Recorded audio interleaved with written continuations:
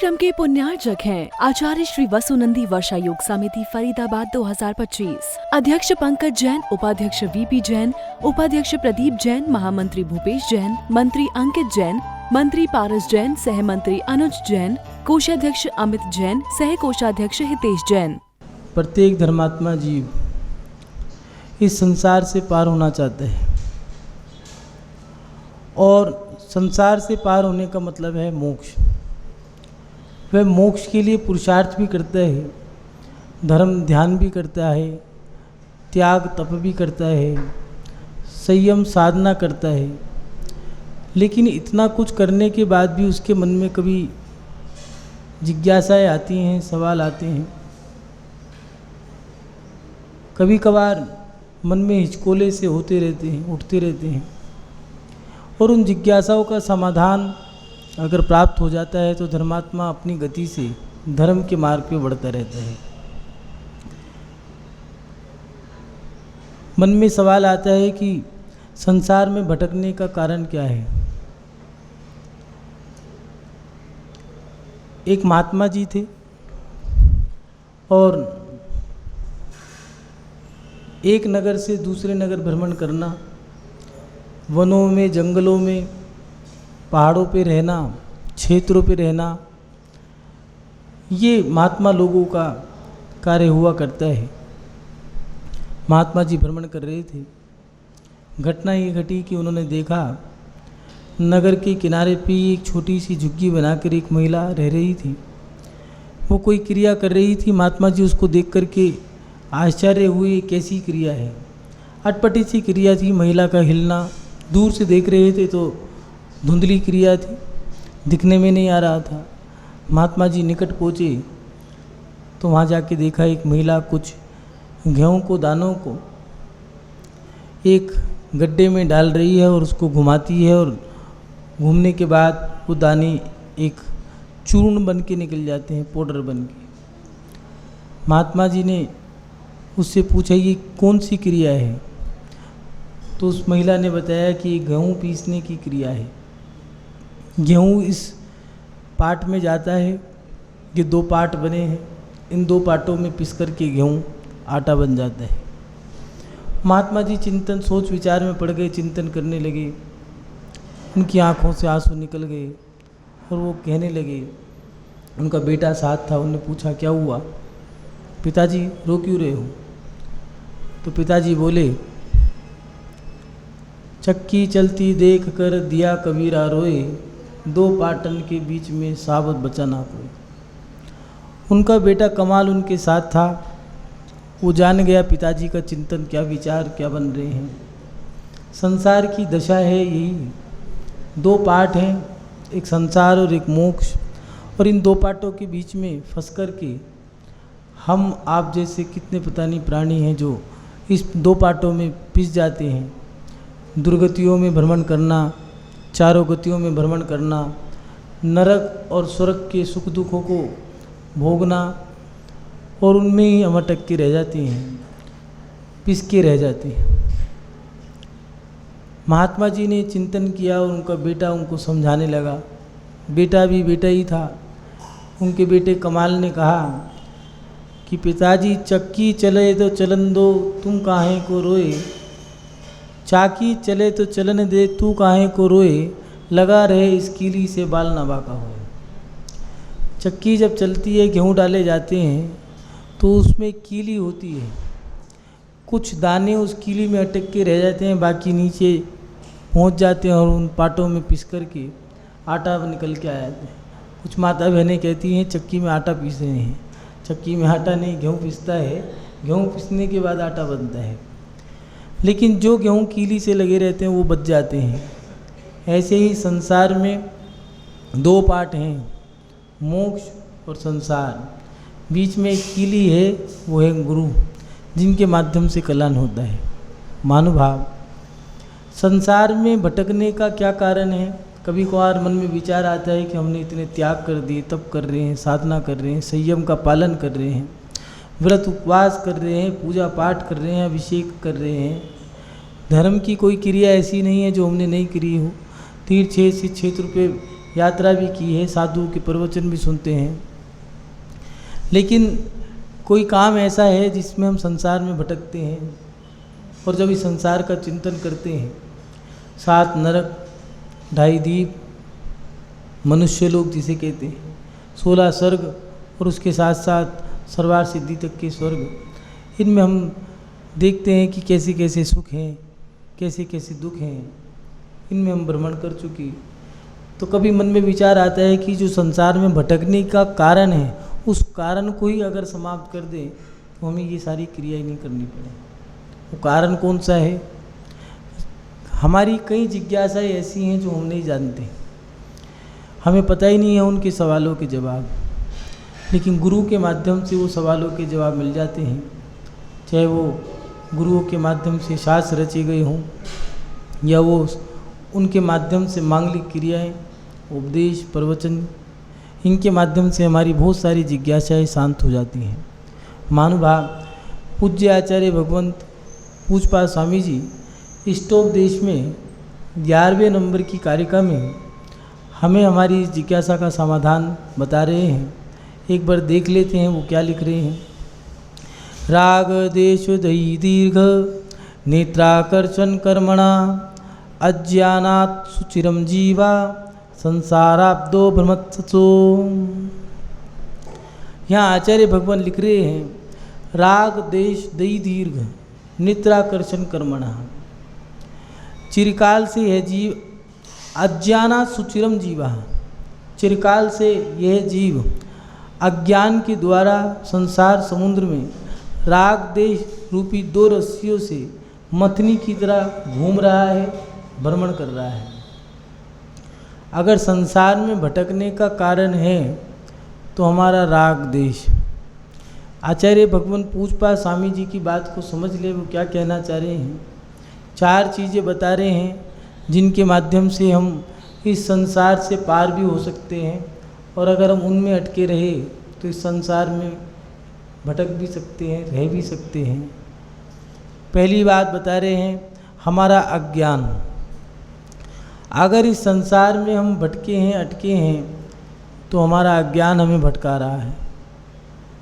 कैसा है अज्ञान? आज के व्यक्ति को कोई भी मूर्ख बना सकता है।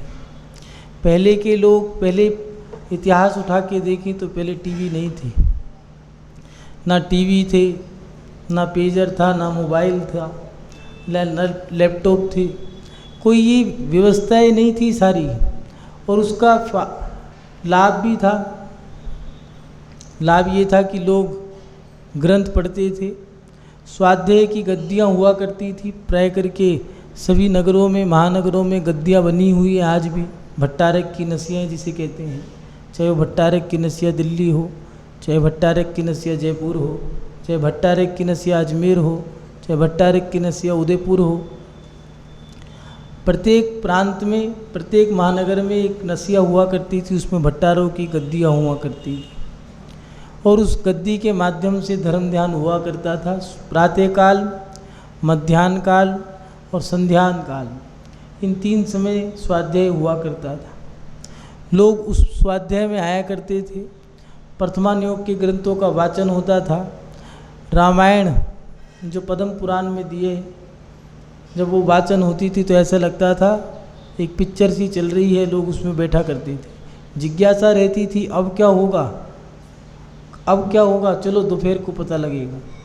फिर शाम को मन में रहता था, पता नहीं क्या हुआ होगा सीता का, राम ने क्या किया होगा उसके साथ, चलो जल्दी से चलो, झटपट झटपट काम कर लिया करते थे, मंदिर पहुंच जाया करते थे। और जिज्ञासाएं भी बहुत सारी शांत हो जाया करती थी, बहुत सारी क्रियाएं, बहुत सारी चर्याएं हमारी उस स्वाध्याय के माध्यम से बन जाती थी। रात भर सपने में भी वही चलता रहता था कि आज देखो इतने आदमी युद्ध में रावण ने मार दिए, इतने सीता के साथ ऐसा अत्याचार हुआ, शील पे दोष लग गया। ऐसी ऐसी क्रियाएं जो उसमें पढ़ने में आती थी, वो हमारे मन में विचार चलते रहते थे, वही सपने आते थे। लेकिन आज वो हमारा अज्ञान, हमारा मूर्खता का कारण बन गया। आज कोई भी व्यक्ति हमें मूर्ख बना सकता है। एक व्यक्ति आया, ये घटना सत्य की घटना है, ज़्यादा पुरानी नहीं है। कुछ लोग आए कहने लगे महाराज जी क्या भूत होता है क्या? हमने कहा होता तो है। आचार्य भगवंतु ने व्यंतरों के भेद किए हैं, व्यंतर किन्नरा किमपुरुष मोहरंग गंधर यश राक्षस भूत पिशाचा, भूत तो होते हैं। आचार्यों ने आत्मा को भी भूत कहा है। तो कहने लगे एक व्यक्ति आया था हमारे घर समाज में, उसने कहा कि भोजन करने जाते थे, ब्रह्मचारी भैया थे, अब पता नहीं कहाँ से आए, किसी अन्य समाज के थे, बहरूपिया कह लो जिसे। अब वो आए और घर घर जाएं तो कहते तुम्हारे यहाँ तो भूत है। उपाय क्या है? विधान कराओ। सबसे 21,000 कुछ राशि नियुक्त कर दी और सबसे पैसे लेकर के विधान करा के भाग गए। घर जो के तो कुछ भी नहीं। अब अंतर आया, वो हमारे पास आके पूछने लगे, कहने लगे भूत होते हैं? हमने कहा होते हैं। प्रत्येक घर में 4-5 लोग हैं तो 4-5 भूत हैं, मतलब प्रत्येक के अंदर आत्मा तो है ही है। आत्मा को भूत भी कहते हैं, जीव भी कहते हैं। ऐसे जैसे आपको हंसी आ रही है ऐसे हमें भी हंसी आती है कि आज के व्यक्ति को कोई भी मूर्ख बना सकता है। कारण हमारा ना तो कोई विवेक है, ना हमारा कोई लक्ष्य है, ना कोई हमारी दिशा है, हमें कुछ नहीं पता। माता पिता ने कहा कि बेटा तुम्हें बड़े होकर के ये बनना है, ठीक है। अब उस बच्चे का एक ही सपना है कि मुझे अपने माता पिता को कुछ करके दिखाना है। बड़ा बन गया, माता पिता ने जो चाहा वो ही कर दिया। रिजल्ट क्या आया? नौकर बन के रह गया, पूरी ज़िंदगी रोता रह गया। हमें ये नहीं पता कि हमें कौन सी दिशा में चलना है, क्या करना है, क्या नहीं करना। हमारा विवेक भी नहीं है हमारे साथ, और उस विवेक के ना होने के कारण हम परेशान हैं। 3 चीज़ें दी हैं, श्रद्धावान, विवेकवान और क्रियावान। ये जो हो उसको कहा श्रावक, जिसमें तीनों चीज़ें प्राप्त हो जाएं। श्रद्धा में भी विवेक हो, किसको नमस्कार करना है, और क्रिया में विवेक हो, कैसी क्रिया करनी है। और ये तीनों क्रिया जिसमें है वही श्रावक है। आज हमारी अज्ञानता इतनी है कि हमारे अंदर विवेक ही नहीं है। बड़ों से कैसे बोलना है, हमें मंदिर में कैसे उठना है, कैसे बैठना है, कैसी धूप लगानी है, कैसे नमस्कार करना है, कैसे पूजा करनी है। कई लोगों को तो अपने पंच परमेष्ठी की पूजा ही नहीं आती। कई बार हम देखते हैं चौके में पूजा करेंगे, वो चावल चुक करके वो प्रतिष्ठा स्थापना के समय में ओम जम जम जम जम स्वाहा, इतने वर्ष बीत गए लेकिन ये चौके में जाते हैं, ये अमजम जम जम क्या है ये तो समझ में आज तक नहीं आया। स्वाहा तो समझ में आता है, लेकिन ओम ह्रीम जम जम जम जम अम जम जम जम स्वाहा ये कुछ नहीं समझ में आता। हमें पंच परमेष्ठी की पूजा ही नहीं करनी आती। अज्ञानता इतनी है कि हमें साधु को नमस्कार करना नहीं आता। हमारा विवेक इतना कम है कि हमें यही नहीं पता कि हमें कब क्या करना है, क्या नहीं करना। कारण हमारा स्वाध्याय नहीं है। आज नई नौजवान पीढ़ी यूँ कहती है हमारे पास समय नहीं है। क्यों भैया, तुम्हारे लिए क्या 24 घंटे में से 12 घंटे का दिन रह गया? सूरज चांद तारे तो वही हैं, दिन भी वही 24 घंटे का है, तो तुम्हारा टाइम कहाँ से कम हो गया? शादी में घूमने का समय है, क्षेत्र पे घूमने का समय है, यहाँ तक कि हिल स्टेशन पे जाने का समय है। अभी साली की शादी हो तो 5 दिन 10 दिन की 15 दिन की छुट्टी ले लोगे। धर्म का कोई काम हो तो हमारे पास समय नहीं है। अभी किट्टी पार्टी में जाना हो तो पूरे दिन की महिला पहले ही बोल देगी कल मुझे वहाँ जाना है, खाना पीना सब बंद कर देंगे।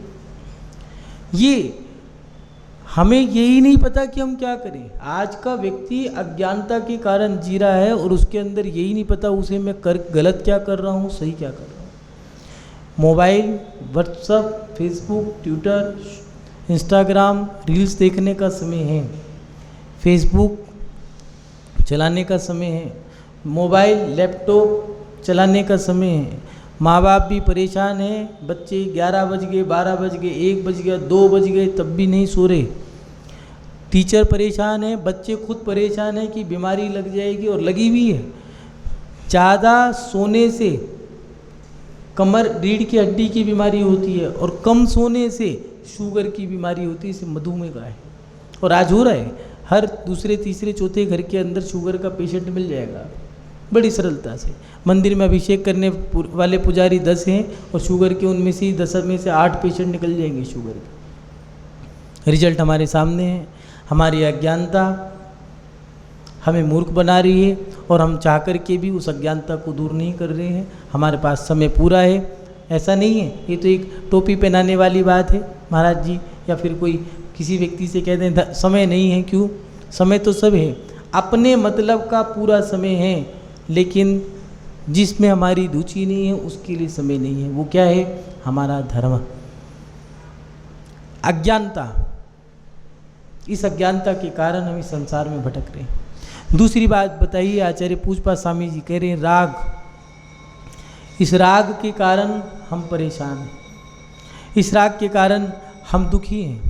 बच्चे बच्ची माने बेटा बेटी, पति पत्नी, परिवार आदि, इनके प्रति राग होना।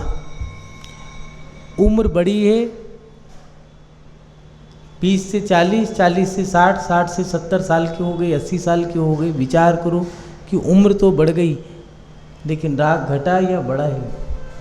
जबकि होना तो ये चाहिए था कि राग घट जाता था।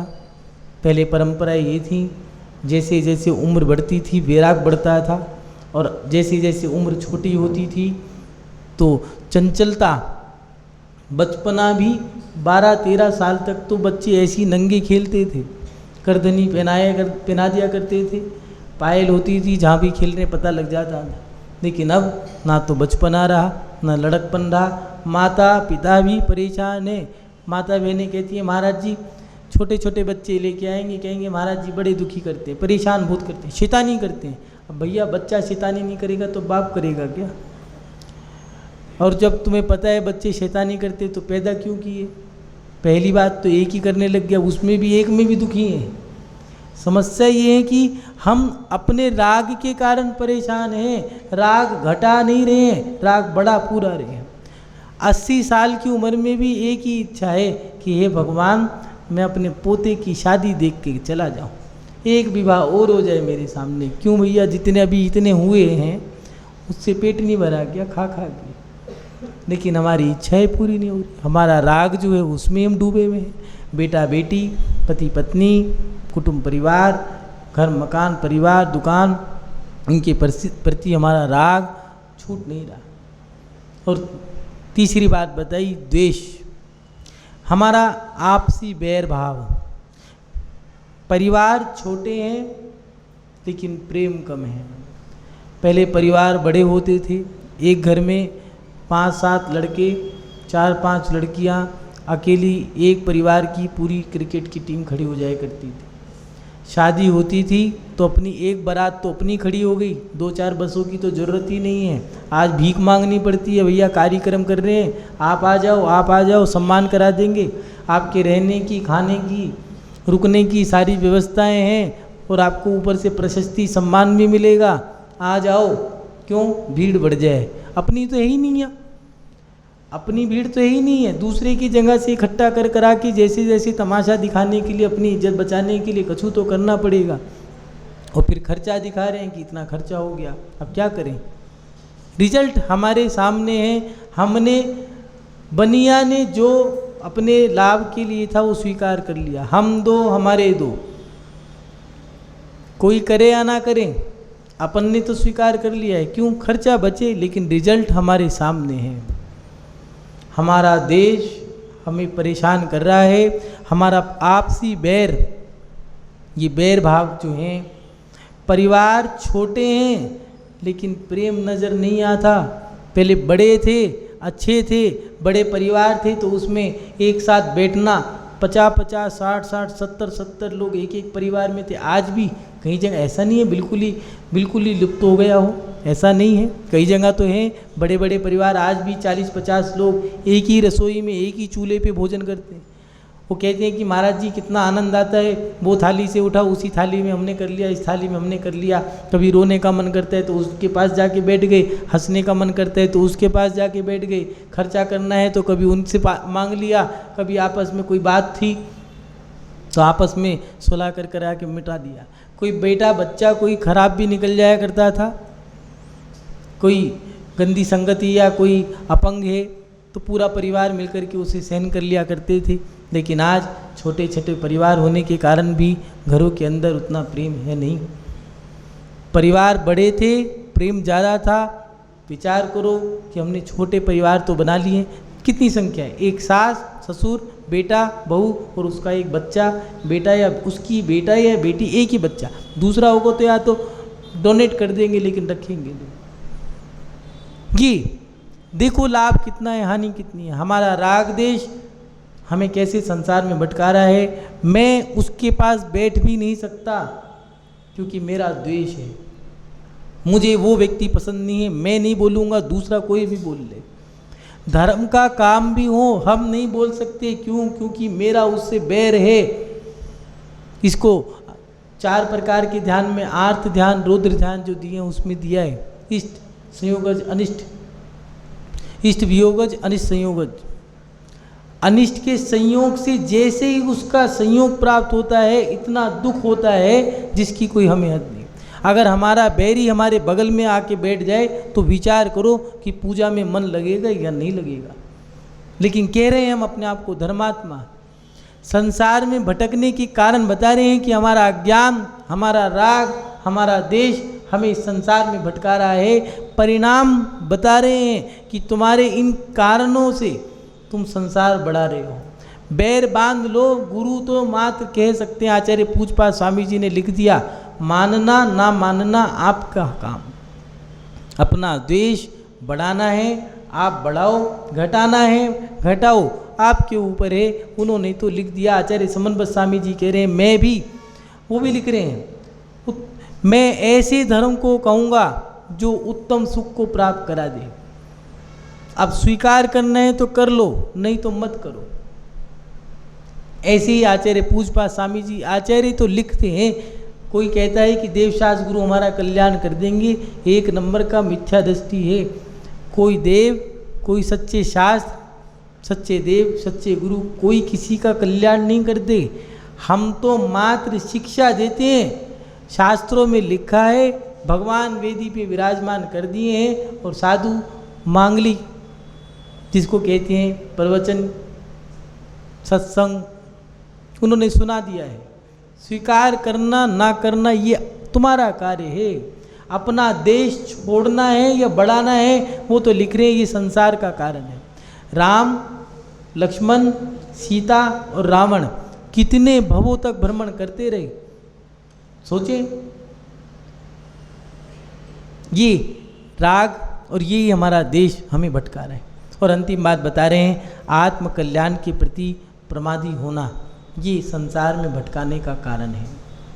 सही मायने में अपने आप एक बार विचार करें, क्या सही मायने में हम अपनी आत्मा का कल्याण करना चाहते हैं?